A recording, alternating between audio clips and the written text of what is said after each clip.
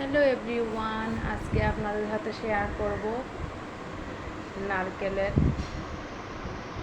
ভর্তা রেসিপি।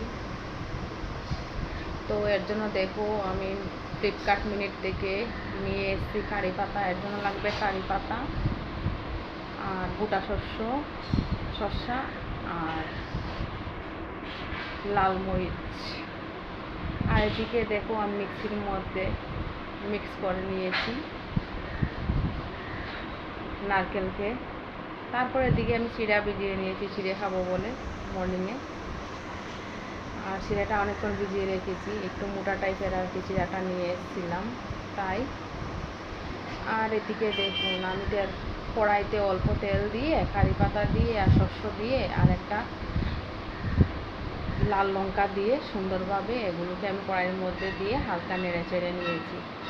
আর দেখো গাইস, এটা রেডি হয়ে গেছে। এটা খেতে কিন্তু সাউথ ইন্ডিয়ান ডিশ, খুবই টেস্টি। আর এসব করতে করতে হয়ে গেছে দুপুর। এদিকে আমি নিয়ে নিয়েছি একটা আম, পুরোটা খাইনি, অর্ধেকটা আমি কেটে নিয়েছি খাবো বলে।